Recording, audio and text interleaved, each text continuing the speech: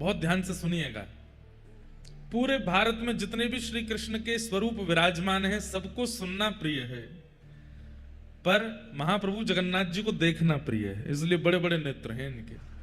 अब देखो ताली तो आपकी हर 2 मिनट में बजेगी, तो अब मत बजाओ, बस सुन लो क्योंकि हम कुछ ना कुछ ऐसे बताते जाएंगे तो आप तो बस बजाते ही रहोगे ताली। सुनिए, सारे विश्व के श्री कृष्ण मंदिरों में आप जाएंगे तो वहां के ठाकुर जी श्रवण करते हैं, परंतु महाप्रभु जगन्नाथ जी दर्शन करते हैं, देखते हैं। एक तो होता है कि आप बीमार हुए तो डॉक्टर से आपने फोन पे बात कर ली कि हमको ये हो गया, ये हो गया, ये हो गया। अब डॉक्टर अनुमान लगा रहा है क्या हुआ है, उसके अनुरूप आपको औषधि दे देगा। उसका लाभ होना ना होना उस पर थोड़ा संशय है, लेकिन जब डॉक्टर सामने ही आ जाएगा तो आपको बोलना नहीं पड़ता है। डॉक्टर जब सामने होता है तो आपको बोलना नहीं पड़ता, वो अपने आप आपकी नब्ज देख करके, यहाँ पर पूरा आपकी हृदय गति देख करके और आपके शरीर का तापमान आदि, ब्लड प्रेशर निकाल के वो अपने आप ही पता कर लेता है कि क्या रोग है। तो कहने में तो अतिशयोक्ति नहीं है, लेकिन भारत में कहीं भी दर्शन करने के लिए आप जाते हैं तो एक प्रकार से आप ठाकुर जी को बताएंगे तो उनको पता चलेगा कि आप कैसे हैं, क्या हैं, कहाँ हैं, क्यों हैं, कैसे, सब व्यवस्था है। और फिर उसके बाद वो उपचार आपका करते हैं। लेकिन महाप्रभु जगन्नाथ जी के आगे तो मौन खड़े हो जाओ, दोनों भुजा उठा लो, वो अपने आप ही देख लेते हैं। बुद्धि कैसी है, हृदय कैसा है, कान कैसी है, नासिका कैसी है, जीव कैसी है, मन कैसा है, भविष्य कैसा है, पिछला पास्ट कैसा था, गति कैसी है, अगति कैसी, वो सब अपने आप ही देख। इसीलिए बड़े बड़े नेत्र हैं महाप्रभु जगन्नाथ जी के। तो बहुत सारे भाव हैं, अभी तो आते जाएंगे। जगन्नाथ जी, ये पूरी कथा श्री जगन्नाथ भागवत कथा है। यहां तो हम जगन्नाथ जी को ही बहुत दिन बाद हमको अवसर मिला है जगन्नाथपुरी आकर के कथा कहने का। कोई कमी छोड़ने वाले नहीं हैं, पूरा पूरा बोलेंगे। जहां जहां से जो जो भाव हमको मिलते जाएंगे हम सब आपको सुनाएंगे। तो महाप्रभु जगन्नाथ जी देखवे के ठाकुर जी हैं, ये देखते हैं। यहां आप दर्शन करने नहीं आते हैं, आप स्वयं को दिखाने आते हो महाप्रभु जी को, वो देखते हैं आपको। बाकी पूरे विश्व में तो आप देखने जाते हैं। श्रीनाथ जी चले जाओ, नीचे नजर करके खड़े, उनको कोई फर्क नहीं पड़ता सामने कौन है, वो नीचे देख रहे हैं। जो शरणागत है उसकी ओर देख रहे हैं, आपको उनको देखना होता है। श्री हमारे राधारमण लाल जी, उनके भी नेत्र थोड़े से नीचे हैं, आपको उनको देखना पड़ता है।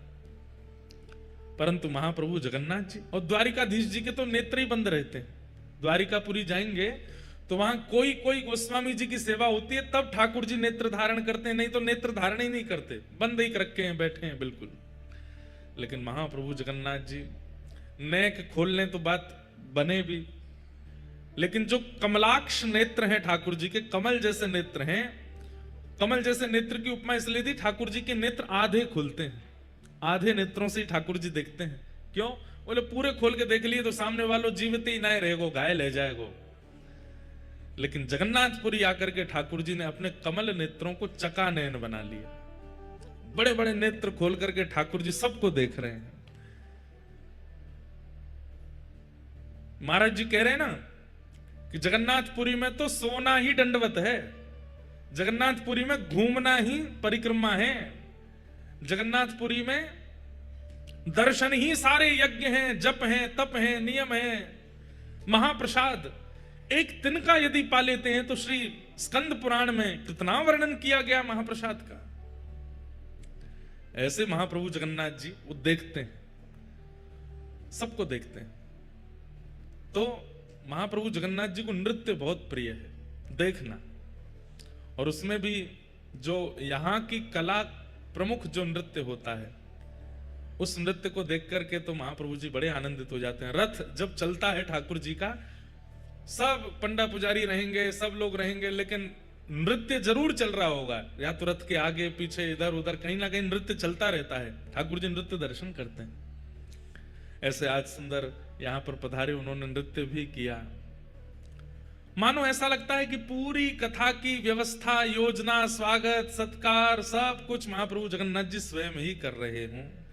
किसी मानव की इतनी स्थिति नहीं लगती है कि चारों वेदों के ब्राह्मण भी आ जाएं, यहाँ का प्रमुख नृत्य भी हो जाए, शंकराचार्य मठ से वहां के प्रतिनिधि भी आ जाएं, पूज्य महाराज जी भी आ जाएं, इतने सारे वैष्णव इकट्ठे हो जाएं, ठाकुर जी के तीनों रथ विराजमान हो जाएं, तीनों रथों पर ठाकुर जी विराजमान हो जाएं। ये सारी योजनाएं किसी मानव के वश से तो नहीं हो सकती हैं। ये सारी योजनाएं महाप्रभु जगन्नाथ जी स्वयं बना रहे हैं, स्वयं करा रहे हैं। तो परम आनंद हुआ। महाप्रभु जगन्नाथ जी ने जगन्नाथपुरी बुलाया है और इसका पूरा श्रेय जाता है हमारे सारस्वत परिवार को, जो कि गंगानगर राजस्थान से यहां पधारे हैं। एक बार इनके लिए जोरदार करतल ध्वनि। देखिए, हमको बहुमान करने में बहुत डर लगता है कि कहीं सामने वाले में अभिमान ना आ जाए, लेकिन हम बहुमान उसी का करते हैं जिसको हमें पता है कि इसको मान नहीं होगा। तो जो हमारा ये परिवार है, इन्होंने संकल्प तो लिया है कि हर तीर्थ में कथा करानी है। ये पहली कथा यहां से प्रारंभ हो रही है जगन्नाथ जी से, और उत्साह में कोई कमी नहीं है, उत्साह परिपूर्ण है, खूब भाव है, खूब बिल्कुल लगे हैं चकाचक आनंद में कि कोई कमी रह ना जाए। सब जैसे महाराज जी कहें, जैसे ब्राह्मण देवता कहें, जैसे सब लोग कहें, वैसी सब व्यवस्था। एक होता है ना कि हम कथा करा रहे हैं, हम जैसे चाहेंगे वैसे होगा, नहीं, जैसे हमारे ब्राह्मण देवता चाहेंगे, जैसे संत जन चाहेंगे, जैसे महाराज जी चाहेंगे वैसे होगा। हमारी कोई इच्छा नहीं है। और वास्तविक में यही, ऐसी ही कथाएं कहने में, सुनने में और करने में सुख मिलता है, जहां पर पूर्ण समर्पण कर दिया जाए ठाकुर जी के सन्मुख कि आप करो। ये पूरा जो पंडाल है कितना सुंदर रूप से बनाया गया, पूरे ऊपर यहाँ की कलाएं छापी गई हैं, पीछे ठाकुर जी के तीनों रथ विराजमान हुए। श्री जगन्नाथ महाप्रभु जिस रथ में विराजमान होते हैं उस रथ को नंदी घोष रथ कहते हैं। नंदी घोष रथ में महाप्रभु जगन्नाथ जी विराजमान होते हैं, और ताल ध्वज रथ में श्री बलभद्र जी, श्री बलराम जी विराजमान होते हैं, और दर्प दलन जो व्यासपीठ के पीछे विराजमान है, इस रथ में श्री सुभद्रा जी विराजमान होते हैं। इन तीनों रथों के दर्शन की भी महिमा अद्भुत है, महिमाओं से परिपूर्ण है। महात्म खत्म कहते कहते दिन खत्म हो जाएंगे, लेकिन जगन्नाथपुरी के महात्म नहीं पूरे हो सकते। इतना महात्मा है जगन्नाथ जी का, एक एक भाव का, एक एक वस्तु का, आरती का अलग, दर्शन का अलग, बड़ श्रृंगार का अलग, चंदन लागी का अलग, रथ यात्रा का अलग, गुंडीचा दर्शन का अलग, महाप्रसाद का अलग, स्नान पूर्णिमा का अलग। हर दिन इतने महात्म हैं, इतने महात्म हैं। इसलिए महाराज जी बोले, वो बात हमें बढ़िया लगी, यहां लेटना ही दंडवत है, कुछ नहीं, आप पड़े रहो, कोई मत करो। इसलिए हमारा वृंदावन भी कोई कम नहीं है, वो भी ये उड़ीसा का वृंदावन है जगन्नाथपुरी। और श्री चैतन्य महाप्रभु, जब चैतन्य महाप्रभु ने संन्यास ग्रहण किया तो वे वृंदावन जाने चाहते थे, वृंदावन में रहना चाहते थे, लेकिन अपनी मां को जब प्रणाम करने के लिए गए तो मां ने महाप्रभु जी को आज्ञा दी, देखो आप संन्यास ले रहे हो, अच्छी बात है, आपकी इच्छा है, पर वृंदावन बहुत दूर है, मायापुर जहां महाप्रभु जी विराजे वहां से नदिया। बीच बीच में इन 7 दिनों में महाप्रभु जी के चरित्र भी हम सुनेंगे। चैतन्य महाप्रभु जी का कैसा भाव जगन्नाथपुरी के प्रति। अभी जयपुर में श्री चैतन्य महाप्रभु का 3 दिन तक चरित्र कहने का अवसर मिला, अद्भुत है। तो श्री चैतन्य महाप्रभु जब अपनी मां को प्रणाम करने के लिए गए तो मां ने कहा, देखो तुम संन्यास ग्रहण कर रहे हो, लेकिन हमारी इच्छा है कि तुम मायापुर बंगाल से इतनी दूर वृंदावन तो मत जाओ। क्यों? महाप्रभु जी तो चाहते ही वृंदावन जाना थे। तब मां ने कहा कि देखो, कल को अगर हमारे प्राण गए, वृद्धावस्था तो है हमारी, कल को प्राण गए तो आने में भी, तुम तक संदेश पहुंचने में कितना समय लगेगा, फिर तुम आ भी पाओगे कि नहीं, बहुत लंबा समय लग जाएगा। इसलिए हमारी तुमसे प्रार्थना है कि बंगाल के समीप में ही उड़ीसा है, और उड़ीसा में महाप्रभु जगन्नाथ जी विराजते हैं, वो जगन्नाथपुरी ही श्री वृंदावन है। इसलिए और कोई बात हमको नहीं कहनी है, केवल आपसे एक ही निवेदन करना है कि आप जगन्नाथपुरी में विराजो। तो अपनी मैया के वचन निभाने के लिए श्री चैतन्य महाप्रभु जगन्नाथपुरी में रहे। जगन्नाथपुरी में निवास किया। तो महाप्रभु जी श्री मंदिर को जहां जगन्नाथ जी विराजते हैं उसे द्वारिकापुरी मानते थे, और गुंडीचा जहां ठाकुर जी रथ में बैठ के जाते हैं उसको वृंदावन मानते थे। साक्षात समुद्र को ही श्री यमुना जी का स्वरूप मानते थे, और लीलाचल पर्वत को श्री गिरिराज जी मानते थे। यहां की जो गलियां हैं इन्हीं को कुंज गली मानते थे। इसी भाव से महाप्रभु जी रहते थे कि ये कोई अन्य स्थान नहीं, ये वृंदावन ही है, उड़ीसा का वृंदावन श्री जगन्नाथ। इसलिए प्रभु आपका और मेरा बहुत बड़ा सौभाग्य है, पितृपक्ष विश्राम होंगे, नवरात्रि प्रारंभ होगी और हमारा यहाँ कथा उत्सव, कथा मनोरथ चलेगा। तो इस कथा का मूल उद्देश्य है हमारे सारस्वत परिवार के जो हमारे भैया हैं, इनके ठाकुर जी का जन्मोत्सव है, और अपने ठाकुर जी के जन्मोत्सव के उपलक्ष्य में ये कथा इन्होंने यहाँ करवाई है। लोग बाग अपने जन्मोत्सव पे कराते हैं या अपने घर के किसी उत्सव में कराते हैं, लेकिन नहीं, ठाकुर जी का जन्मोत्सव मना रहे हैं, उनके लड्डू गोपाल जी का। और इस कथा के मुख्य यजमान प्यारे गिरधर लाल जी और उनके गोपाल जी ही हैं। उन्हीं दोनों के प्रतिनिधि में ये कथा उत्सव यहाँ मन रहा है। तो बड़े सौभाग्य की बात है। सतयुग के धाम है श्री बद्रीनाथ। अच्छा एक बात बताएं, हमारे ऊपर तो बड़ी कृपा है, 11 महीने में हमारे 4 धाम पूरे हो रहे हैं। कैसे? बीते हुए साल के दिसंबर में रामेश्वरम में कथा हुई, इस साल के प्रारंभ में जनवरी में द्वारिका में कथा हुई, अब जगन्नाथपुरी में हो रही है, अक्टूबर में बद्रीनाथ में होगी। 4 धाम हमारे एक साल भी नहीं होंगे पूरे, उसमें 4 धाम हो जाएंगे, कथाएं पूरी हो जाएंगी। तो रामेश्वरम, द्वारिका, अब जगन्नाथपुरी, और अक्टूबर में जाएंगे बद्रीनाथ। आप सब लोग भी वहां पधारिएगा। वहां श्रीमद् भागवत के 11 स्कंद पर कथा होगी, कृष्ण उद्धव संवाद। तो सतयुग के जो धाम है वो है श्री बद्रीनाथ धाम। सतयुग में भगवत प्राप्ति के लिए तपस्या आवश्यक है, इसीलिए ठाकुर जी भी वहां तपस्या ही कर रहे हैं। तपस्या में बैठे हैं नारायण भगवान, नर नारायण दोनों विराजमान हैं। त्रेता के ठाकुर जी हैं श्री रामेश्वरम। शैवों के लिए रामेश्वरम और वैष्णवों के लिए श्रीरंगम दक्षिण में विराजमान। त्रेता में यज्ञ की प्रधानता है।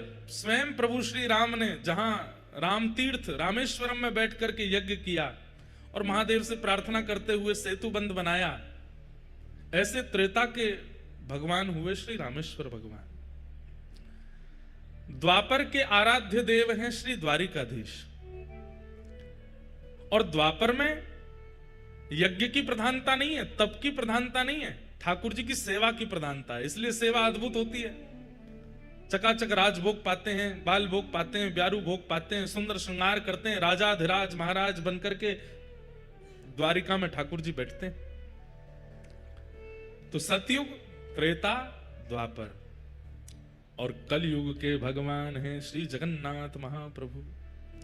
इसलिए बंधुओं एक बात बोलें, कलयुग में व्यक्ति इतने पाप कर्म करता है।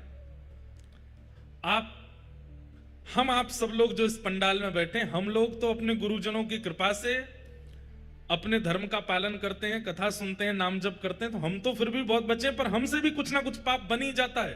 तो जो लोग बिल्कुल धर्म नहीं करते वो कितना पाप प्रतिदिन करते हैं।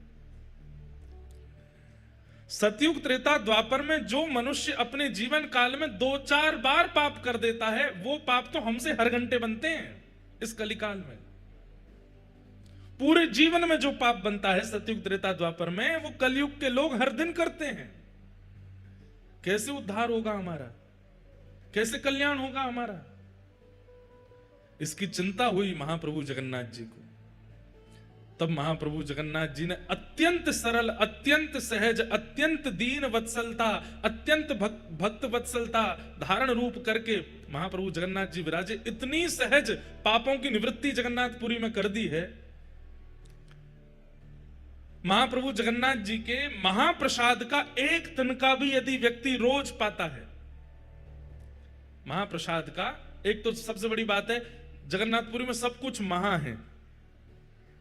पूरी दुनिया में प्रसाद है, यहां पे महाप्रसाद। पूरी दुनिया में ठाकुर जी आजान बाहु हैं, यहां पे महाबाहु हैं। पूरी दुनिया में समुद्र नारायण हैं, लेकिन यहां पे महोदधि, यहां पे समुद्र भी महोदधि हैं। पूरी दुनिया में प्रभु हैं, यहां पे महाप्रभु, यहां सब कुछ महा है। श्री क्षेत्र में जैसे ही व्यक्ति प्रवेश करता है, जगन्नाथ जी के दर्शन की तो बात बहुत आगे है। जहां से श्री नील चक्र दिखाई देना प्रारंभ हो जाता है, नील चक्र दर्शन करते ही जन्म से लेकर अब तक जितने पाप हैं, नील चक्र के दर्शन से तुरंत सब पाप समाप्त हो जाते हैं। ये जगन्नाथपुरी। आप यहां भीतर आओगे, महाप्रसाद पाओगे, जगन्नाथ जी का दर्शन करोगे, रथ यात्रा का दर्शन करोगे, स्नान पूर्णिमा का दर्शन, वो तो बहुत आगे की बात है। जैसे ही भुवनेश्वर से, कटक से, जहां से भी आप आ रहे हो, बस एक चीज का ध्यान रखना है कि जब जगन्नाथपुरी आ रहे हो तो नेत्र खोल करके चारों तरफ देखते आओ। जैसे ही नील चक्र दूर से दिखाई दे जाते हैं, कम से कम 8-10 किलोमीटर दूर से ही महाप्रभु जगन्नाथ जी का शिखर दिख जाता है, और उसमें जो नील चक्र है, उस नील चक्र का केवल दर्शन कर लीजिए। उस दर्शन का ही इतना प्रभाव है कि जन्म से लेकर के अब तक जितने पाप किए हैं सब नष्ट हो जाते हैं।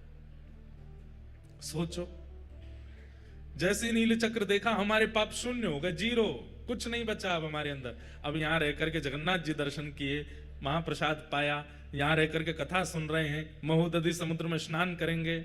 आज एकादशी है। स्कंद पुराण में कहते हैं और जगह एकादशी पर व्रत किया जाता है, लेकिन जगन्नाथपुरी में आकर के, अच्छा व्रत भी जो लोग नहीं करते और जगह रहने वाले, उनको भी निषेध कहा गया कि रोटी भले ही खा लेना, चावल तो बिल्कुल नहीं पाने हैं। लेकिन जगन्नाथपुरी का नियम है, यहां पर एकादशी के दिन आकंठ भोजन करना चाहिए, और उसमें भी क्या पाना चाहिए? महाप्रसाद पाना चाहिए, आकंठ। अच्छा एक बात और, कई लोग कहते हैं कि श्री जगन्नाथपुरी में एकादशी नियम होता ही नहीं, और अगर ये बहाना लगा करके होटल पे खा रहे हैं, बाहर कुछ भी खा रहे हैं, चाउमीन पिज्जा बर्गर उड़ा रहे हैं एकादशी के दिन, और कह रहे हैं कि यहां तो एकादशी होती नहीं, तो महापाप लगेगा।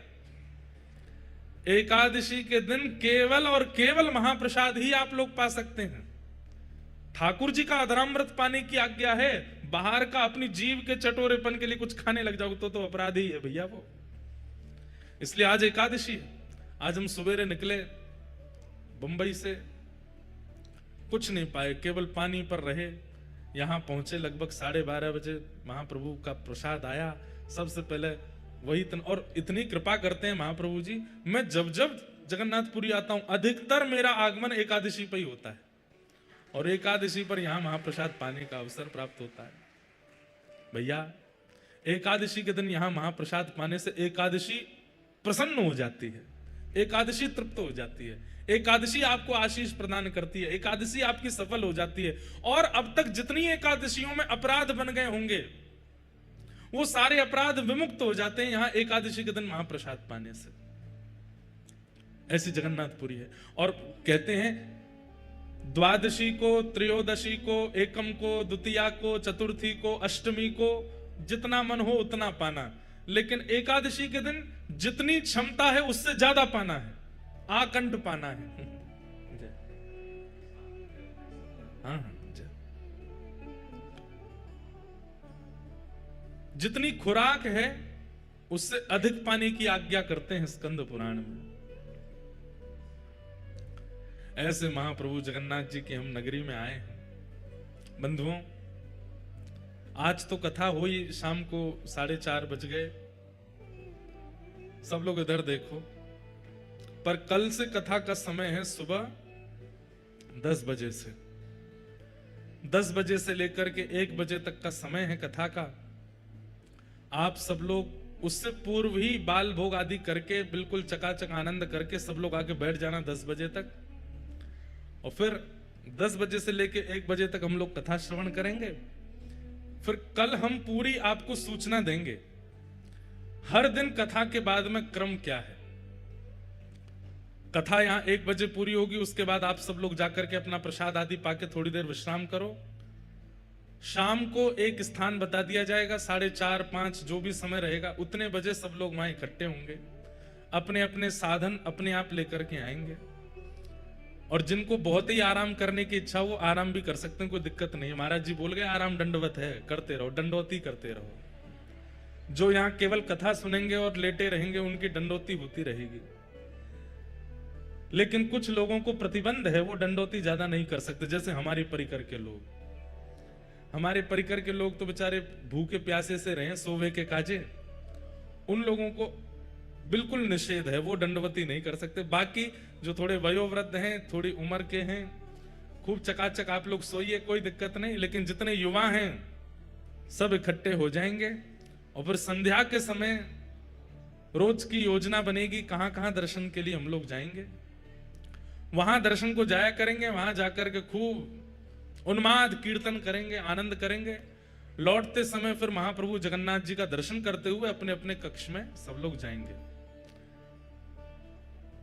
हम आप लोगों के साथ में ही रहेंगे, तो ज्यादा खींचा तानी, फोटोग्राफी, सेल्फी वेल्फी करना मत। सब बिल्कुल ऐसे चलेंगे, बाल गोपाल चौर प्रचार प्रसार मंडल। हाँ बिल्कुल, जैसे ठाकुर जी की मंडली है वैसी मंडली बना करके हम लोग चलेंगे। तो आप लोग ये मत सोचना ही महाराज जी हैं, यूं ही सोचो हमारे सखा हैं, तो चकाचक वैसे ही चलना।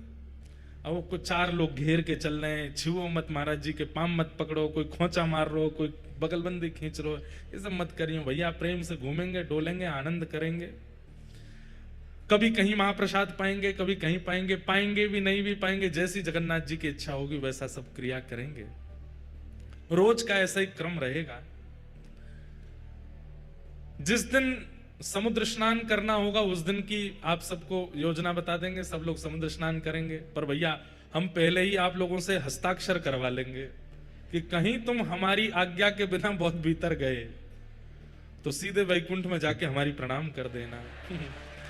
हाँ, कहीं पता चली महाराज जी लेके गए थे भैया, सीधे क्षीर सागर में प्रवेश कर गए, ऐसा मत कीजिएगा। जिन लोगों को तैरना आता है उन लोगों से हमारी विशेष प्रार्थना कि किनारे ही नहाना, क्योंकि जिनको तैरना नहीं आता वो बेचारे अंदर जाएंगे ही नहीं। तैरना जिनको आता है हरकतें भी वही करते हैं। इसलिए महोदधि, ये महोदधि हैं, इनकी लहरें यही कहती है कि किनारे पे ही नहा लो, ज्यादा भीतर आने की प्रयास मत कीजिएगा। इसलिए आप सब लोग अपना ध्यान रख के वहां स्नान कीजिएगा। एक बंधुओं नियम इस कथा से आप लोगों को धारण करना है। महाप्रसाद का नियम आज से ही प्रारंभ कर दीजिए। आप लोग जहां कहीं भी भोजन करेंगे, आपके रसोइया बनाएंगे, अच्छी बात है, पर किसी भी एक समय महाप्रसाद पाना है। महाप्रसादे गोविंदे, यहां का महाप्रसाद सामान्य नहीं है। और पहली बात, यहां के महाप्रसाद को कभी भी ऐसा नहीं कहना भाई चावल दे दो, दाल दे दो, ये वाली सब्जी दे दो, चटनी दे दो, नहीं। आप महाप्रसाद के अलावा अन्य किसी भी शब्द का प्रयोग करेंगे अपराध लगेगा। ठाकुर जी से भी ज्यादा महिमा है यहां महाप्रसाद की। इसलिए महाप्रसाद का नियम आज से आप लोगों को धारण करना है। 7 दिन तक जो यहां रहेंगे, 24 घंटे में एक बार महाप्रसाद आपके मुखमंडल में जाना चाहिए। महाप्रसाद के कुछ नियम हैं। पहला नियम, धरती पर बैठ करके ही पाना है।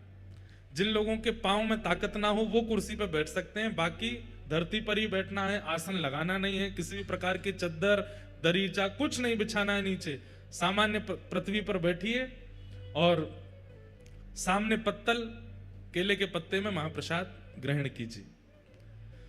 दूसरा नियम, महाप्रसाद के प्रत्येक ग्रास को लेते समय यही मानना है कि श्री महाप्रभु जगन्नाथ जी ही मेरे अंतस्थ में, जैसे कथा में कानों से प्रवेश करते हैं, दर्शन में नेत्रों से प्रवेश करते हैं, ऐसे महाप्रसाद के रूप में मुख से प्रवेश कर रहे हैं, भीतर जा रहे हैं महाप्रभु जी। प्रत्येक ग्रास को लेते समय यही भाव रखना है कि ये महाप्रभु जगन्नाथ जी हैं। एक तिनका भी छोड़ना नहीं। भले ही 2 घंटा लग जाए, घूम घूम करके आओ, थोड़ा पचा के फिर पालो, लेकिन वो छोड़ना नहीं है। एक तिनका भी अगर आप लोग उसका व्यर्थ करते हैं तो उसका अपराध बताया गया है स्कंद पुराण में, कि फिर देवता आकर के उसको पाते हैं और फिर देवताओं को उच्छिष्ट पवाने। वैसे तो महाप्रसाद उच्छिष्ट नहीं होता है, महाप्रसाद कोई भी पा सकता है, लेकिन आपका उच्छिष्ट कहीं फेंक दिया गया और उसके बाद देवता आकर के जब उसको देखते हैं तो उनको जो क्रोध आता है, उस क्रोध का अपराध आपको लगेगा। तो या तो उतना ही लीजिए जितना पा सकते हैं, उससे अधिक यदि लिया है तो एक तिनका भी व्यर्थ ना जाए। यह महाप्रसाद का तीसरा नियम। पूरी पत्तल जैसी रखी गई थी, आपके उठने समय वैसी ही मिले, बिल्कुल सब एक एक कण आपके मुख में चला जाए। उसका प्रभाव 7वें दिन देखिएगा। नित्य महाप्रसाद पाने का आपको अनुभव होगा कि यहां से लौटने के बाद आपकी भक्ति में, आपके प्रेम में, आपके व्यवहार में, आपके स्वभाव में पहले से ज्यादा दीर्घता आ गई होगी ठाकुर जी के प्रति। क्यों? क्योंकि आपके रक्त में, मांस में, रुधिर में, अस्थियों में, सब जगह महाप्रभु जगन्नाथ जी विराजमान हो गए हैं। इसलिए महाप्रसाद का चौथा नियम, आप पा रहे हैं और कोई व्यक्ति दूसरा पाने की इच्छा रखता है तो आप उसको तुरंत अपने पास बैठा सकते हैं, और कोई आपसे बिना पूछे भी बैठ जाए और आपकी पत्तल में पाने लग जाए तो आप उसको मना नहीं कर सकते। महाप्रसाद झूठा नहीं होता, महाप्रसाद पवित्र ही रहता है। हाँ, बस इतना ध्यान रखना चाहिए लोगों को कि महाप्रसाद पाते समय बन जाए तो ठीक, नहीं बने तो कोई दिक्कत नहीं है। कि महाप्रसाद को पाए तो ये उंगलियां जो है ये ओष्ठ का स्पर्श ना करें, ये ऐसे ही ग्रास लें और यहां आकर के उसको, अब नहीं बनेगा, कई लोग तो उसको फिर गेरना करना नहीं, पता चली पूरे लत्ता ही बिगाड़ लिए अपने। जिनसे बन जाए तो इतनी दालमा डालिए कि जो वो लड्डू जैसी आकृति बने और उसको ऐसे ही पाइए।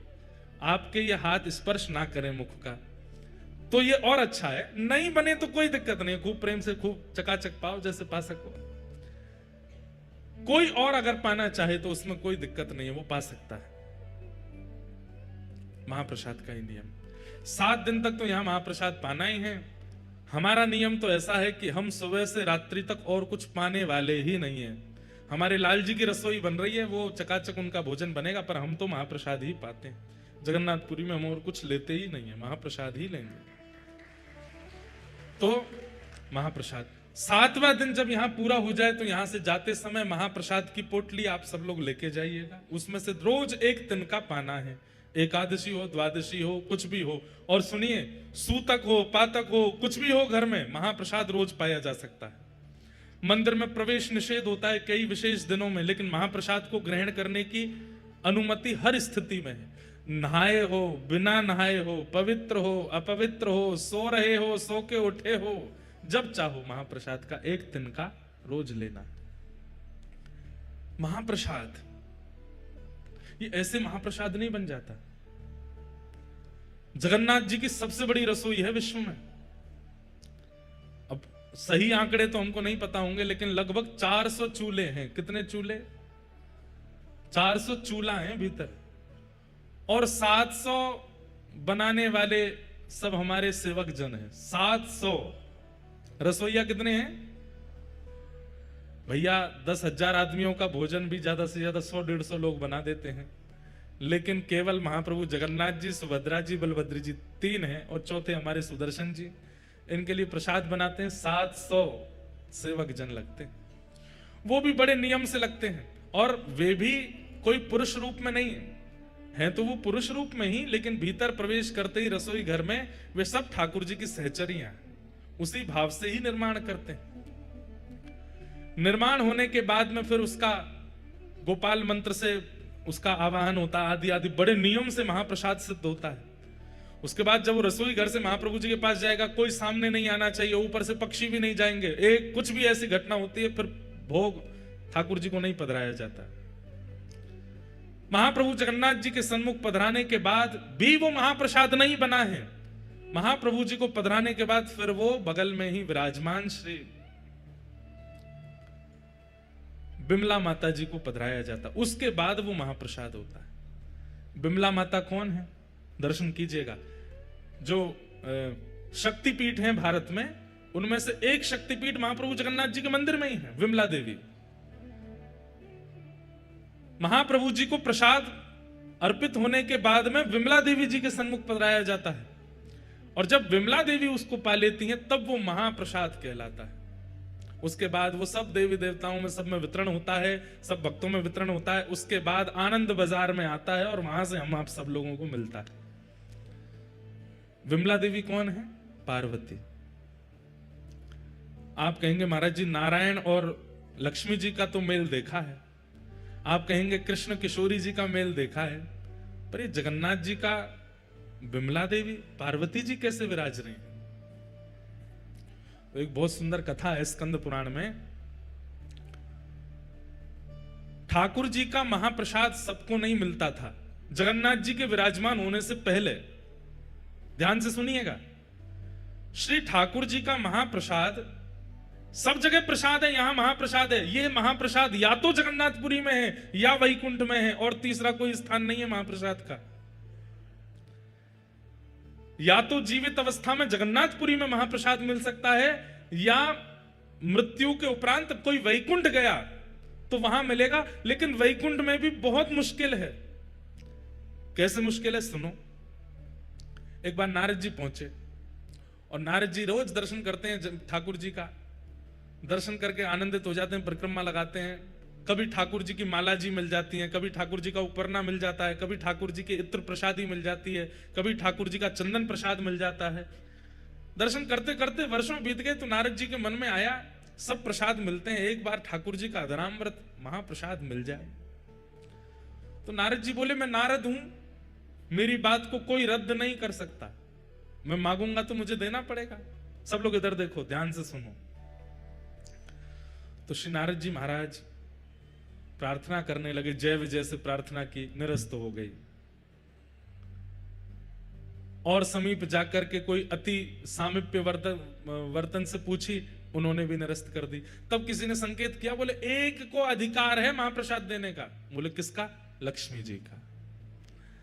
नारद जी महाराज लक्ष्मी जी के पास गए और कहा कि हे मां आप कृपा करो। बोले क्या कृपा करें? ठाकुर जी का महाप्रसाद चाहिए हमको। लक्ष्मी जी बोली क्या बात कर रहे हो? बोले हाँ, ठाकुर जी जो प्रसाद पाते हैं उसके बाद जो महाप्रसाद तिनका प्रसाद वो हमें चाहिए। लक्ष्मी जी बोली असंभव, वो नहीं प्राप्त हो सकता। बोले क्यों? बोले जब ठाकुर जी प्रसाद पाते हैं तो ठाकुर जी की प्रसाद पाती जैसे ही ठाकुर जी उठ के जाते हैं, वो थाली जो है ना उस पर सबसे पहले अधिकार तो हमारा है, और हमारे बाद ये जितनी सहचरियां वैकुंठ की हैं, जितनी हमारी सेवा में रहती हैं, इन सबके भी साल बटे हुए हैं, इतनी संख्या में हैं कि एक साल में केवल इतनी सखियों को मिलेगा, उसके अगले साल इतनी सखियों का नंबर आएगा, फिर उस अगले साल 100 साल में जाकर के तो सखियां पूरी होती हैं, इनको भी पूरा नहीं बढ़ता। जय विजय आदि तक को प्राप्त नहीं हो पाता, आपको कैसे दे दें? एक एक तिनके के भी 5-5 हिस्से होते हैं और वो बटता है सब में। सोच रहे हैं आप? ठाकुर जी की प्रसादी का एक चावल उसके 5 हिस्से किए जाते हैं, और वो थोड़े थोड़े छोटे छोटे से हिस्से जो हैं तिल के बराबर वो बटते हैं, वो पाकर के आनंदित होते हैं। कैसे दे दें आपको? बिल्कुल समय ही नहीं है। यहाँ तो अभी लंबी लाइन है, 1-1.5 करोड़ साल बाद आना, तब हो सकता है कि एक तिनका का एक अंश तुमको मिल जाए। नारद जी महाराज बोले मुझ पर कृपा करो, इतना प्रतीक्षा नहीं कर सकता, एक बार महाप्रसाद पाना है। 1 दिन 2 दिन 10 दिन 1 महीना बीत गए तो लक्ष्मी जी बोली एक काम हो सकता है। बोले क्या? अपने जटा जूट खोल लो, लहंगा फरिया पहन लो, गले में सुंदर हार धारण करके, कानों में कुंडल लगा के, आंखन में काजल लगा के गोपी बन के आओ, तो हम तुमको सहचरियों में ले लेंगी अंदर, और फिर सहचरियों में फिर वहां तुम थोड़ा हट पूर्वक छल पूर्वक कैसे भी करके जिस पंक्ति का प्रसाद महाप्रसाद का समय उसमें कैसे भी बैठ जाना, तो तुमको एक तिनका मिल जाएगा। नारद जी बोले इसमें क्या, हमारे ठाकुर जब लाली बनवे में संकोच ना करे तो हम कब करेंगे? और श्री नारद जी तुरंत महाराज अपनी जटा जूट खोल करके बढ़िया सुंदर शीश पर चुनरी। इसका भाव क्या है? ठाकुर जी की निज सेवा में जाने के लिए चाहे जहां हो गोपी तो बनना पड़ेगा, और गोपी मतलब हृदय से गोपी। नारद जी महाराज सखी बन गए। लक्ष्मी जी चुपचाप उनको रसोई घर में ले गई। बोले ठाकुर जी को नहीं पता चलना चाहिए, क्योंकि इतने सब लोग हैं, सब पर कृपा होती है, तो ठाकुर जी को कोई ये इस प्रकार से कोई प्रवेश करता, ठाकुर जी को बहुत संकोच लगता है कि अभी इतने लोग बैठे हैं, इतने वर्षों की प्रतीक्षा है और आप जबरदस्ती वीवीआईपी बीच में घुसे आए हो। ठाकुर जी को अच्छा नहीं लगता, इसलिए ठाकुर जी को पता नहीं चलना चाहिए, चुपचाप यहाँ सेवा करते रहो। नारद जी बेचारे कभी बर्तन मांजने की सेवा, कभी सामग्री अमनिया करने की सेवा करते हैं। एक दिन ठाकुर जी का महाप्रसाद मिले और एक दिन पता नहीं कैसे योजना बनी और नारद जी उस पंक्ति में बैठ गए जिस पंक्ति में महाप्रसाद के 5-5 टुकड़े बांटे जा रहे हैं। नारद जी महाराज सामने बैठे, लक्ष्मी जी परोसती भाई जैसे ही आई तो नारद जी को थोड़ी देख करके उनको कृपा की इच्छा हुई और उन्होंने महाप्रसाद के 2 तिनके, महाप्रसाद चावल के 2 तिनके उनके हाथ में धर दिए। कहां 1 तिनका के 5 हिस्सा बांटे जा रहे हैं, उन्होंने 2 तिनका दे दिए। और जैसे ही महाप्रसाद हाथ में आया तो जैसे अत्यंत दिनों का प्यासा व्यक्ति उसको पानी दिख जाए, वो कहां रोक पाता है। आपने तुरंत एक महाप्रसाद का तिनका अपने मुख में जैसे ही धारण किया, आहा, वो धारण करते ही आपको प्रेम लक्षण प्रकट होने लगे, नेत्रों से अविरल अश्रुधार गिरने लगी, रोम रोम पुलकित हो गया।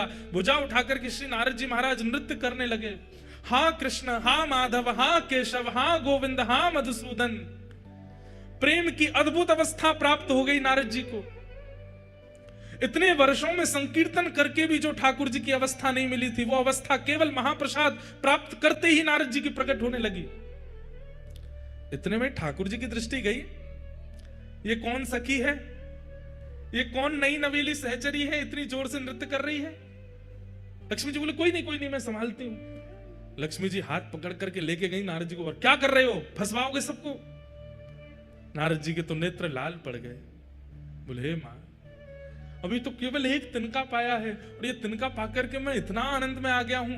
वर्षों से, करोड़ों वर्ष निकल गए, नाम जपते जपते ऐसी स्थिति का अनुभव नहीं किया जो स्थिति का अनुभव केवल महाप्रसाद का 1 तिनका पाकर के मुझे हो रहा है। लक्ष्मी जी बोली इसीलिए नहीं देते हैं, तुम देखो क्या हालत हो गई, अब जल्दी जाओ यहां से। ठाकुर जी को पता चल गई तो दिक्कत होगी। वैकुंठ से ही चले गए, नाच रहे हैं, कभी किसी लोक में जा रहे हैं, कभी किसी लोक में जा रहे हो। सब नारद जी की इस भाव दशा को देख करके आश्चर्यचकित हो रहे हैं कि ये कैसे हो गया। नृत्य करते करते करते करते श्री नारद जी महाराज पहुंचे कैलाश। कैलाश में विराजमान महादेव। बाकी सब तो नारद जी का नृत्य देख करके अनुमान लगा रहे हैं कि हुआ क्या है, लेकिन महादेव तो महादेव हैं, वो तो देखते ही पहचान गए।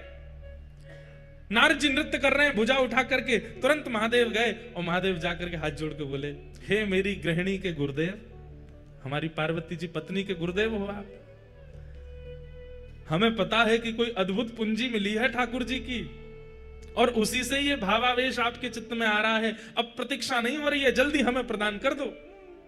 नारद जी बोले मेरे पास नहीं है। बोले मुझे सब दिख रहा है, हाथ में दबाए बैठे हो, 1 तिनका पा लिया, 1 अभी बचा, ये हमको दे दो। नारद जी बोले प्रभु बस इच्छा नहीं हो रही है, इसके प्रति तो स्वार्थ हो रहा है कि मैं कैसे दे दूं आपको। शंकर जी बोले अच्छा तो फिर आगे तुमको बहुत काम पड़ेंगे हमसे, फिर क्या करोगे।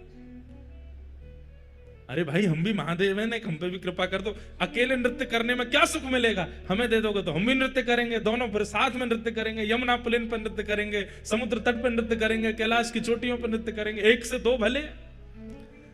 नारद जी बोले हाँ ये तो ठीक है, अकेले नृत्य करने से ज्यादा सुख तो एक संग में और हो जाए तो और सुख मिलेगा। तुरंत नारद जी ने वो महाप्रसाद का 1 तिनका महादेव को दिया और जैसे ही महादेव ने पाया तो जो दशा अभी तक नारद जी की वो महादेव की भी हो गई। जटाजूट खोल करके महादेव भी भुजा उठा करके कभी नारद जी के गले में गलवैया डाल करके नृत्य करें और नेत्रों से अश्रुपात हो रहा है। प्रेम लक्षणा भक्ति प्रकट हो गई दोनों के चित्त में। कभी यमुना तट पर, कभी गंगा तट पर, कभी नर्मदा तट पर, कभी समुद्र तट पर, कभी हिमालय की चोटियों पर, कभी किसी लोक में, कभी किसी लोक में, बस विचरण करके भावावेश में नृत्य कर रहे हैं। पार्वती जी बोली महादेव को हुआ क्या है, भावावेश में रुदन करते रहते हैं, नृत्य करते रहते हैं, इतने आनंद में छके पगे हमने पहले कभी नहीं देखे। महादेव आनंद में तो हमेशा रहते हैं, लेकिन महादेव का आनंद कैसा है, प्रकट नहीं करते हैं, अंदर ही अंदर इंट्रोवर्ट है महादेव, नेत्र बंद करके बैठे रहेंगे। लेकिन अब महादेव की स्थिति ऐसी है कि जो आनंद हृदय का है वो प्रकट हो रहा है। अरे कहां तक कहें, नारद जी और महादेव का जो दर्शन करता है वो भी नृत्य करने लगता है, उसके चित्त में भी वही भाव प्रकट हो जाता है। परंतु पार्वती जी समझ गई कि कुछ तो इन्हें ऐसा मिला है जिसके कारण ये ऐसे हो रहे हैं। महादेव से पूछा, महादेव ने तो उत्तर नहीं दिया, तो सीधे नारद जी के चरण पकड़े। गुरुदेव, आपने क्या दिया है इनको? कुछ तो आपने खिलाया है, कुछ तो आपने ऐसा बताया है, या कुछ तो आपने दिखाया है जिससे ये ऐसे हो गए। मुझे भी दिखाओ, मुझे भी बताओ, या मुझे भी खिलाओ। आनंद में छके छके नारद जी के मुख से निकल गया। बोले, अरे देवी क्या बताए, बहुत तप करना पड़ता है, तब जाकर के ठाकुर जी का अधरामृत 2 तिनका महाप्रसाद का मिलता है। उसको एक नारद जी पाते हैं, दूसरे आपके पतिदेव पाते हैं, तो ये भाव दशा होती है। बोले 2 ही तिनका थे? बोले हाँ। एक आपने पा लिया? बोले जी। और एक? बोले एक इनने पा लिया। तो इन्होंने हमको क्यों नहीं दिया? एक के 2 तिनका भी तो हो सकते थे, और हमने तो सुना वैकुंठ में 1 के 5 तिनका होते हैं, तब बांटा जाता है। नारद जी बोले, अब तो माहौल गर्म हो रहा है, तो धीमे से बोल गए, हमने तो कही थी इनसे 1 के 2 कर दो। हम तो इनको बोल के गए थे, और हमने 1 के 2 नहीं, हमने 1 के 4 कही थी, कार्तिकेय गणेश जी को भी खिला देना। लेकिन इनके मन में स्वार्थ आ गया, अकेले ही पा गए पूरा। और ऐसा कह के नारद जी तो वहां से चलते बने, नाच रहे हैं। महादेव भुजा उठा के पार्वती जी सामने क्रोध में खड़ी हैं। आपको गुरुदेव कह के गए थे कि 2 तिनका कर लो, फिर भी नहीं दिया मुझको, इतना स्वार्थ आपके चित्त में आ गया है। अरे वैसे सब मिल बांट करके रहते हैं, लेकिन ठाकुर जी का अधरामृत मिला, अकेले पा गए, एक बार भी नहीं सोचा कि थोड़ा इनको भी दे दें। आपके गुरुदेव ने कब कहा कि 2 तिनका? मेरे गुरुदेव पे लांछन नहीं लगाओगे, वो कह के गए थे आपसे, बता के गए मुझको। कहां है तुम्हारे गुरुदेव? पता चली वो तो गए। अब तो यहां पार्वती जी नाराज हो गई, ना पा रही हैं, ना सो रही हैं, ना कुछ कर रही हैं।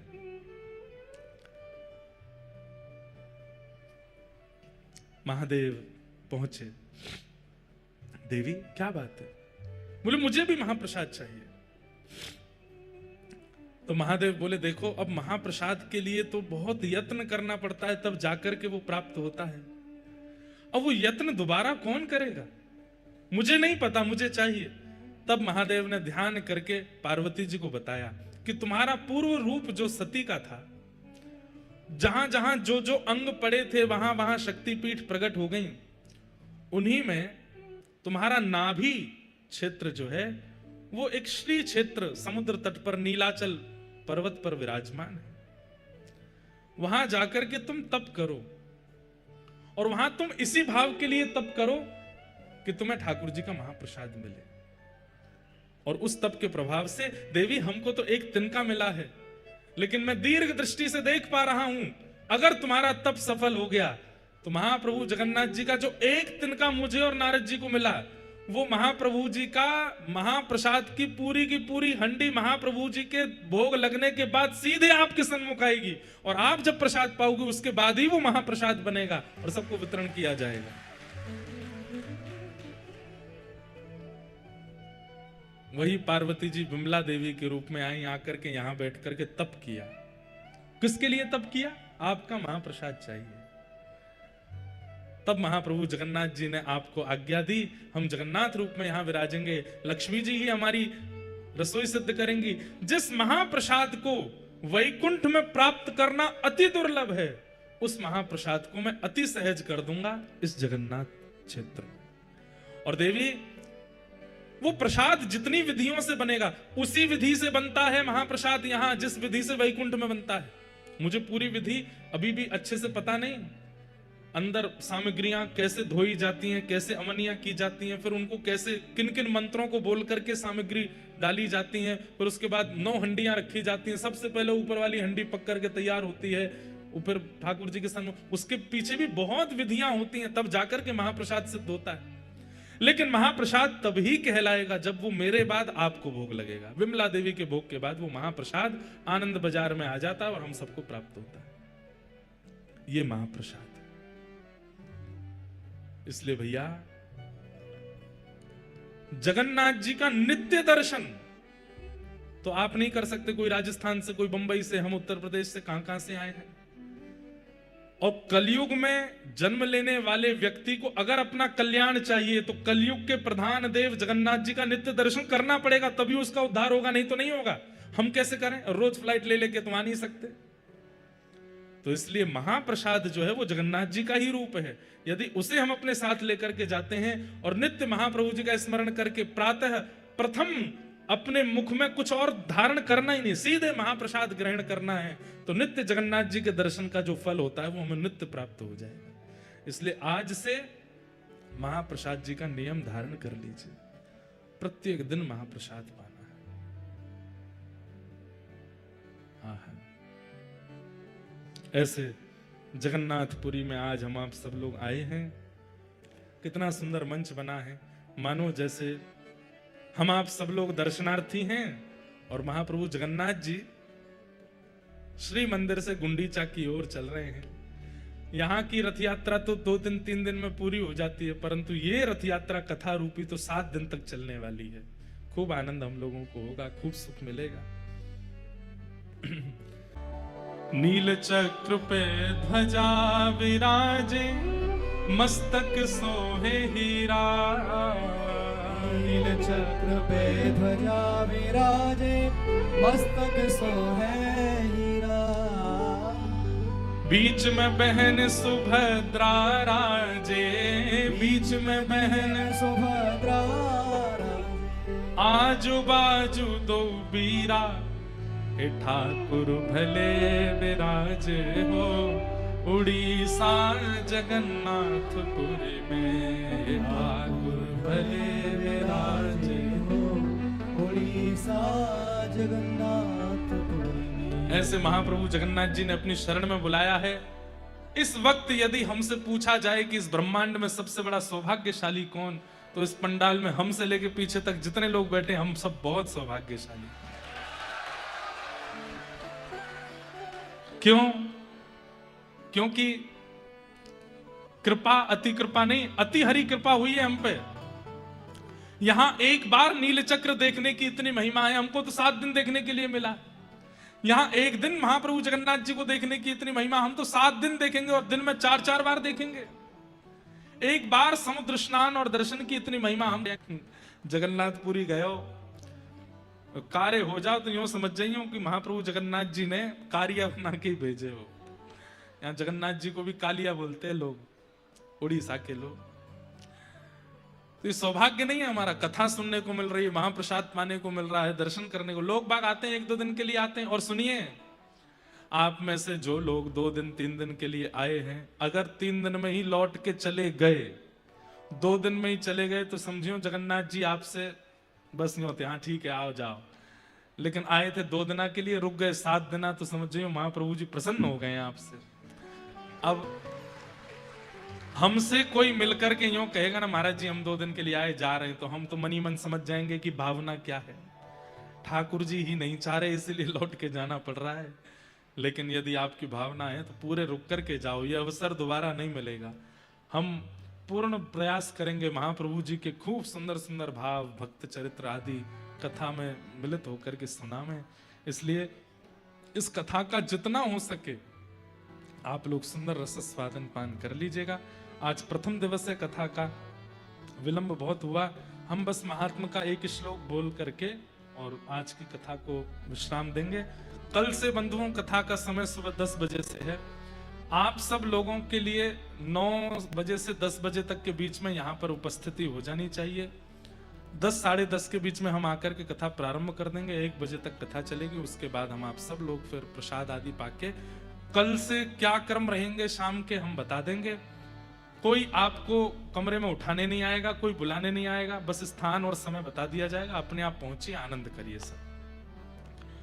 सच्चिदानंद रूपाय विश्वोत्पत्त्यादि हेतवे तापत्रय विनाशाय श्री कृष्णाय वयं नमः।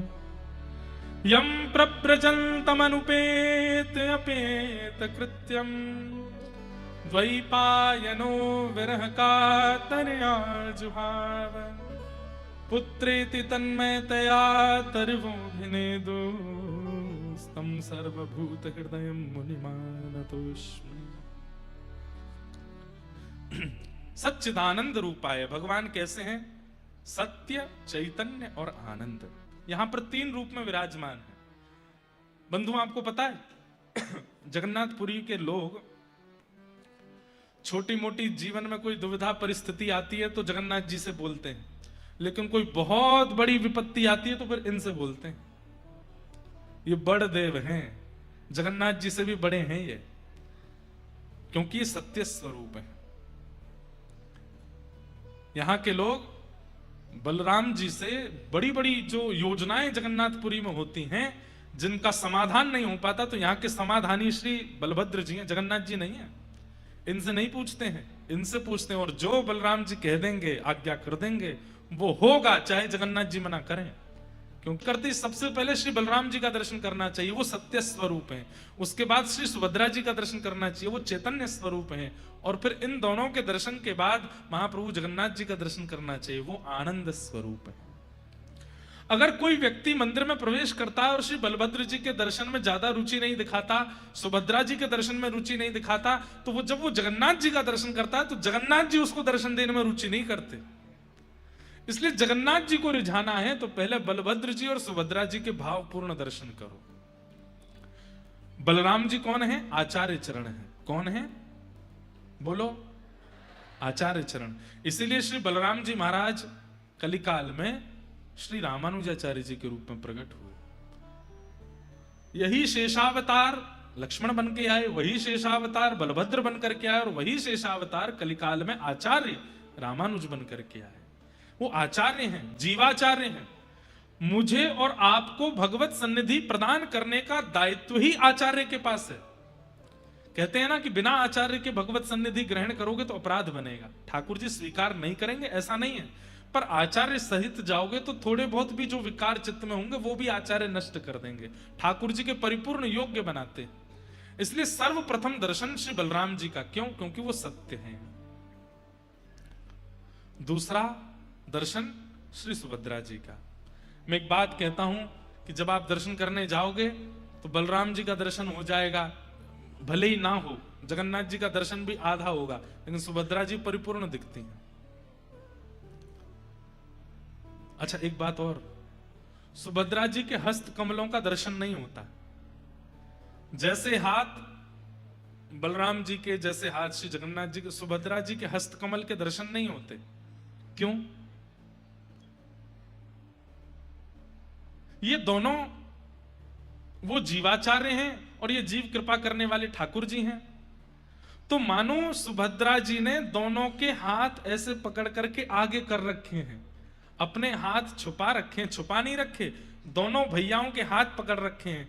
बलभद्र जी कह रहे हैं जो योग्य नहीं है, जो श्रेष्ठ नहीं है, जो नियम से नहीं रहेगा, जो पवित्रता का ध्यान नहीं रखेगा, मैं उस पर कृपा नहीं करूंगा।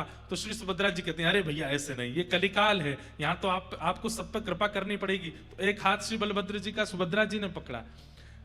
ये नाटक शुरू करने लगे। ठाकुर जी बोले मैं भी सबन पर कृपा नहीं करूंगा, जो ऐसा नहीं होगो, जो नियम से नहीं रहते होगो, जो मेरो नाम जप नहीं करते होगो, जो मेरे वैष्णवन की सेवा पूजा नहीं करोगे, मैं वहां पे कृपा नहीं करूंगा। तो दोनों कृपा से जब पीछे हटने लगे तो सुभद्रा जी ने दोनों भैयाओं को पकड़ के दोनों के हाथ आगे किए। बोले नहीं, ये कलिकाल है और इस कलिकाल में आपको जीव के दोष भूल करके उन पर कृपा करनी पड़ेगी। तो सुभद्रा जी के हस्तकमल नहीं है ऐसा नहीं है, दोनों भाइयों के हाथ लेकर के सुभद्रा जी ने आगे किए हैं। ये हस्तकमल वो हस्तकमल दोनों आगे किए हैं कि आपको कृपा करनी पड़ेगी, आपको जीव को उद्धार करना पड़ेगा। इसलिए दोनों भुजाएं आगे करवाई भैया की, इसलिए सुभद्रा जी के हस्तकमल दर्शन नहीं होते। तो ये कौन है? ये चैतन्यता प्रदान करती है। हम आप सबकी बुद्धि जो जड़ हो गई है, मन जो जड़ हो गया है, व्यवहार जो हमारा जड़त्व को प्राप्त हो गया है, उस जड़त्व को चैतन्य प्रदान करती हैं श्री सुभद्रा जी। सत्यता प्रदान करते हैं श्री बलराम जी, चैतन्यता प्रदान करती हैं श्री सुभद्रा जी। और जब जड़ चैतन्य हो जाता है, असत्य सत्य में परिवर्तित हो जाता है, तब महाप्रभु जगन्नाथ जी आनंद प्रदान करते हैं, सच्चिदानंद रूपा है। इसलिए सीधे महाप्रभु जी के दर्शन का विधान नहीं है, पहले बलभद्र जी, फिर सुभद्रा जी और फिर जगन्नाथ जी। और एक बात और, ये चतुर्व्यूह हैं, 3 नहीं है 4 हैं। बलराम जी, सुभद्रा जी, जगन्नाथ जी, और जगन्नाथ जी के ठीक बगल में श्री सुदर्शन जी। दर्शन जरूर कीजिएगा, श्री सुदर्शन जी ऐसे विराज रहे होंगे पास में। वो सुदर्शन जी किस भाव से हैं? वो रक्षात्मक भाव से। भक्त की भक्ति में रक्षा, जीव की संसार में रक्षा, इस संसार व्यवहार में कहीं हम इस संसार माया में चक्र में फंस ना जाएं, इसलिए सुदर्शन जी का दर्शन।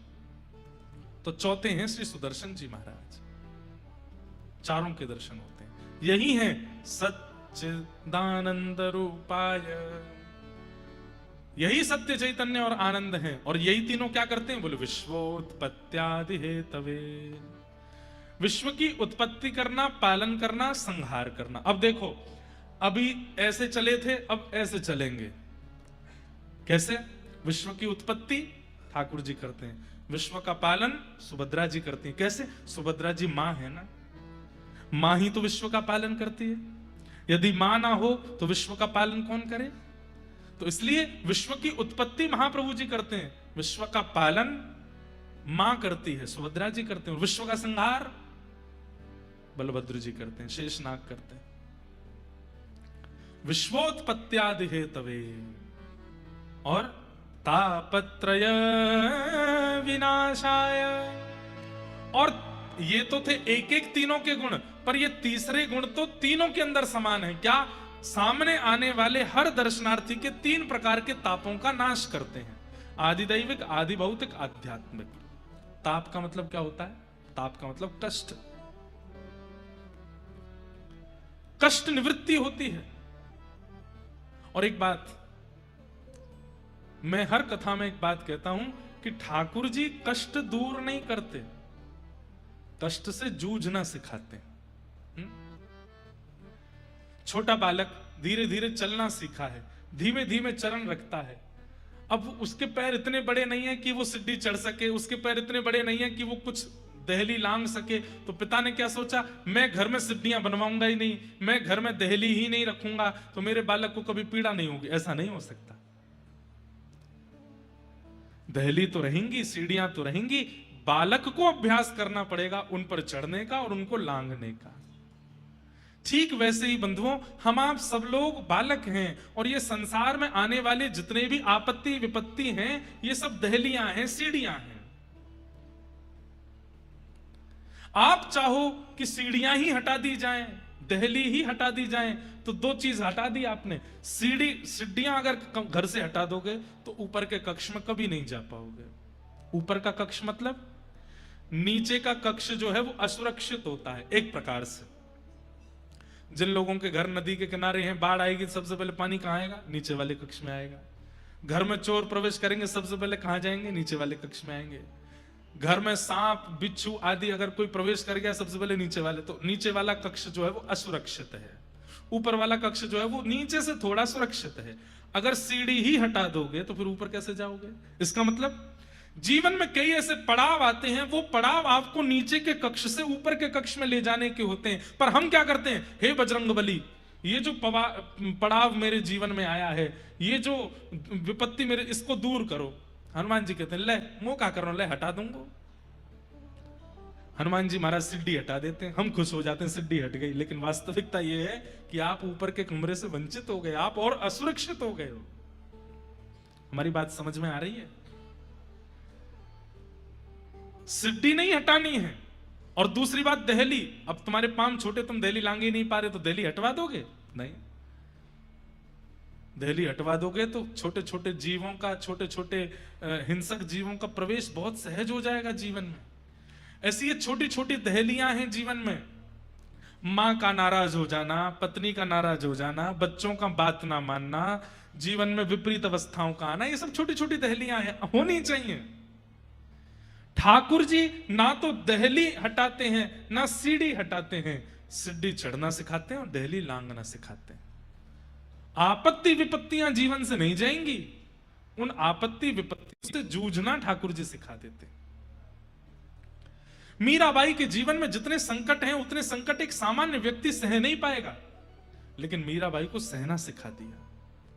हमारे श्री जगन्नाथपुरी के बंधु महंती, जगन्नाथपुरी के श्री माधव दास जी महाराज, जगन्नाथपुरी के श्री बलराम दास जी महाराज, जगन्नाथपुरी के श्री रघुनाथ दास जी महाराज, कितने भक्त हुए यहां पर। जगन्नाथपुरी के श्री चैतन्य महाप्रभु, क्या संकट खत्म हो गए थे जीवन से? नहीं, संकटों से जूझना सीख गए। ठाकुर जी क्या करते हैं? तापत्रय विनाशाय, तीन तापों से मिलने वाली जो चिंता है उसका विनाश करते हैं ठाकुर जी। ताप तो रहते हैं, कष्ट तो आता है, पर उससे जूझना सीख जाते हो। ऐसे श्री कृष्णाय वयं नमः, ऐसे श्री कृष्ण को हम बारंबार प्रणाम करते हैं। बंधुओं, ये साक्षात कृष्ण है। अगर आप श्री मंदिर में जगन्नाथ जी का दर्शन कर रहे हो, बलभद्र जी का, सुभद्रा जी का, तो आप ये मत मानिएगा ये दारू ब्रह्म है, ये मत मानिएगा ये कोई प्रतिमा है, ये कोई पाषाण है। आपके नेत्रों ने साक्षात श्री कृष्ण को देख लिया है। अगर जगन्नाथ जी को देख लिया तो कलिकाल में श्री कृष्ण जगन्नाथ जी हैं। एक बात सुनिएगा, बहुत छोटी सी बताऊं। महाप्रभु जगन्नाथ जी साक्षात परमात्मा हैं, इसका प्रमाण क्या है? इसके अनेक प्रमाण बताए गए, लेकिन उसका एक बड़ा अद्भुत प्रमाण बताया गया है। क्या? कि वे जब जब रथ यात्रा के लिए, जब जब स्नान यात्रा के लिए, स्नान पूर्णिमा के लिए अपने श्री मंदिर ब्रह्म वेदी से निकल करके बाहर आएंगे, मंदिर से बाहर आते ही चाहे कैसा भी मौसम हो, एक बूंद तो आकाश से वर्षा की गिरेगी। ये प्रमाण है जगन्नाथ जी का कि वो परमात्मा है। अभी बाहुड़ा यात्रा हो रही थी, जब जगन्नाथ जी की रथ यात्रा, उल्टा रथ जब आता है, उस समय मैं दर्शन के लिए गया। जो महाराज जी मंच पर बैठे थे, ये भी थे हमारे अभी भैया, ये भी थे साथ में, हमारे देवी भैया भी थे, और भी सब लोग थे साथ में। एक तो हम यहाँ आकर के यहीं के पंडा पुजारियों जैसी पोशाक पहन लेते हैं, तो सबको लगता है यहीं के पुजारी जी हैं ये। इतने पुजारी हैं यहाँ पे कि पता ही नहीं चलती बाहर का कौन भीतर का कौन। तो हम थोड़े भीतर चले गए। भीतर जाकर के, इतने भीतर तो नहीं जा पाए, लेकिन वहां सब मठों के सब संत जन खड़े थे, सबके सामने वो दृश्य मैं कैसे बताऊं, उसको तो कोई मैं फिल्म बनवा करके भी नहीं बता पाऊंगा कि वो अनुभव कैसा था। तो गुंडीचा में हम भीतर चले गए, तो वहां सब संतों ने अपने पास खड़ा कर लिया, बोले यहीं खड़े हो जाओ, यहीं से सामने से जगन्नाथ जी निकलेंगे। मैंने कहा ठीक है। तो सबसे पहले श्री बलभद्र जी आए। बलभद्र जी आए तो मेरे सिर में ऐसा लगा कि जैसे मानो किसी ने बर्फ रख दी हो, इतने रोंगटे खड़े हुए, इतने बिल्कुल सामने से बलभद्र जी निकल के गए। उसके बाद फिर सुभद्रा जी आए। सुभद्रा जी को देख करके भी रोम रोम पुलकित हो गया, बिल्कुल सामने से ही जा रहे हैं। मधुर दर्शन हो रहे थे, प्रतीक्षा हो रही थी कि जगन्नाथ जी आएंगे बस। फिर उसके बाद सुदर्शन जी आए, सुदर्शन जी गए। सुदर्शन जी जाते हैं, फिर तीनों रथों का परिक्रमा करके फिर विराजते हैं, पूरा सुरक्षा करके। सबसे पहले शायद सुदर्शन जी जाते हैं, तीनों रथों की परिक्रमा करके बैठते हैं ताकि रक्षा हो जाए, सब चारों तरफ घूम जाते हैं। अब तीसरे आने वाले हैं श्री जगन्नाथ जी। आंखों की पलकें भी यूं गिरती हैं तो यूं मन करे कि यहाँ कोई टेप वेप लगा ले, ये गिरे नहीं। वो जैसे ही बाहर निकले तो वो दर्शन हो, मतलब ये कैमरा भी दूर है, ये जो पत्तियां हैं इतनी दूर ही खड़े हैं द्वार से, और ऐसे जगन्नाथ जी निकलने वाले। तभी बगल में एक महाराज जी खड़े थे, उनसे बोले आपको पता है महाप्रभु जगन्नाथ जी साक्षात परमात्मा हैं? ये प्रश्न किया गया, ये परमात्मा है, इसका प्रमाण क्या है? तो उसके कई प्रमाण बताए गए, उनमें से एक प्रमाण क्या है? ये जब भी श्री मंदिर से बाहर निकलेंगे और सूर्य की प्रथम किरण में आएंगे तो चाहे एक बूंद गिरे आकाश से गिरेगी, ये इस बात का प्रमाण है कि ये परमात्मा। मैंने कहा महाराज जी वो घंटे बज रहे थे जोर जोर से, बस अब तो हल्ला शुरू हो गया, महाप्रभु जी आने वाले हैं। आकाश में मैं देखूं दूर दूर तक कोई बादल नहीं, मुझे तो घबराहट सी आने लगी। मैंने कि लाला ने लाज बचाइयो अपनी, बादल तो दूर दूर तक दिखना रहे, बरसे को कहां थे। हमारे होली में एक रसिया गाया जाता है, ब्रज की तो है लाज मुकुटवारे, ब्रज की तो है। सब नंदगाम के सखा लाला को बरसानो भेज रहे हैं होरी खेलवे के काजे, तो ठाकुर जी का मुकुट पूजन करते हैं, और मुकुट पूजन करके कहें लाला नाक बचाए के आइयो हमारी, पतो चरी कहीं बरसाने की सबरी गोपीन ते मार खाया आयो, हमारो मुकुट ने ध्वजा ऊपर करके आइयो। तो सब ठाकुर जी का तिलक करते हैं, कोई ठाकुर जी के यहाँ पे राखी बांधे, कोई ठाकुर जी को कुछ पहनावे आदि। तब ये रसिया गाते हैं, ब्रज की तो है लाज मुकुटवारे, ब्रज की तो है चंदा सूरज तेरो ध्यान धरत है, चंदा सूरज तेरो ध्यान धरत। अरे ध्यान धरे नव लख तारे, ध्यान धरे नव लख तारे, ब्रज की तो है। अरे लाला, ये चंद्रमा सूरज तेरो ध्यान करें, सबरे तारे तेरी उपासना करें, केवल ब्रज को ध्यान मत करियो, चंद्रमा सूरज तारे इन सबन की भी लाज रख के आइयो, कहीं बरसाने की गोपिन पिट मत आइयो लाला। ऐसा कहते हैं। तो उस दिन मैं भी यही रसिया गा रहा था। मैंने कि ऊपर तो कोई बादल है नहीं, और ये महाराज जी वो कह रहे कि ठाकुर जी बाहर आएंगे तो बूंद गिरेगी, चाहे एक बूंद गिरे, चाहे नेक बरखा, मंदम मंदम जलधरा। ठाकुर जी के प्राकट्य में लिखा है श्रीमद् भागवत में, जैसे ही देव की मैया के गर्भ से ठाकुर जी प्रकट भये, मंदम मंदम मंदम जलधारा गिरने लगी आकाश से। मन में बार बार उत्साह भी हो, डर भी लगे। जैसे कोई अपना व्यक्ति किसी प्रतियोगिता में भाग ले तो डर लगता है ना कि हार तो नहीं जाएगा, ऐसी लगे। मैंने कि बलभद्र जी गए, सुभद्रा जी गई, सुदर्शन जी गए, लाला अब तेरी बारी है, नेक बरसा तो कर दी हो तो बात सत्य हो जाएगी। और महाराज ऐसे आते हैं महाप्रभु जगन्नाथ, वो क्या बोलते हैं उसको, तितला, क्या कौन सा मुकुट पहनते हैं सिर पे, है तालिया, ताहिया, हाँ ताहिया, ये धारण करके महाराज जैसे ही निकल के बाहर आए हैं, यहाँ पुजारी लगे, यहाँ पंडा लगे, दयितापति सब ठाकुर जी को खींचते हुए बाहर ला रहे हैं। और जैसे ही गुंडीचा मंदिर के मुख्य द्वार से महाप्रभु जी जैसे ही बाहर आए, प्रथम दर्शन हुआ, कहां से बादल आए और तुरंत वर्षा वहां गिरने लगी, पूरा फर्श और पूरा मंदिर गीला हो गया। मैं तो बता रहा हूं आपको, उस समय जैसे ही वर्षा हुई, नेत्र आंसू से भर गए, और जैसे मानो महाप्रभु जी कह रहे हो, बोले ब्रज की मैंने लाज रख ली लाला, तो चिंता मत करे, आती वर्षा कराए के सिद्ध कर दियो कि मैं ही परमात्मा हूं, मैं ही श्री कृष्ण हूं, मैं ही परमेश्वर हूं। स्कंद पुराण में ठाकुर जी श्री जगन्नाथ जी साक्षात परमात्मा हैं। इसके कई प्रमाणों में एक प्रमाण है, वो जब जब मंदिर से निकलेंगे वर्षा होगी, मंदम मंदम जलधारा गिरेगी, और ये होती है। कई बार तो रथ यात्रा में ऐसा देखा गया, पूरी रथ यात्रा की मार्ग में कहीं वर्षा नहीं हो रही, लेकिन जैसे ही ठाकुर जी बाहर आए, केवल ठाकुर जी के ऊपर वर्षा हो रही है, और कहीं गीले ही नहीं हो रहा कोई भी, और ठाकुर जी के लेकर के जितने पंडा पुजारी चल रहे उन पर ही वर्षा हो रही है। कितने प्रमाण ऐसे हैं कि ये साक्षात श्री कृष्ण यहाँ विराज रहे हैं।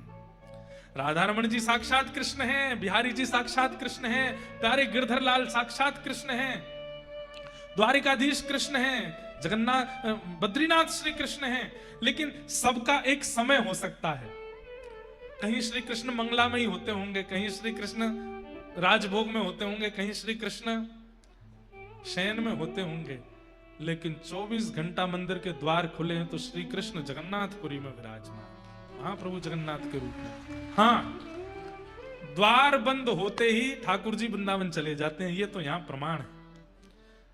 चाहे 1 घंटे के लिए शयन हो, चाहे 2 घंटे 3 घंटे, जितनी देर के लिए भी शयन होता है, जगन्नाथ जी भीतर नहीं है, वो चले गए, श्री वृंदावन गए हैं, पूरा अपना बड़ श्रृंगार करके जाते हैं, पूरे पुष्पों से श्रृंगार करके वृंदावन रास के लिए जाते हैं महाप्रभु जगन्नाथ जी। ऐसे श्री कृष्णाय वयं नमः, ऐसे श्री कृष्ण को हम बारंबार प्रणाम करते हैं।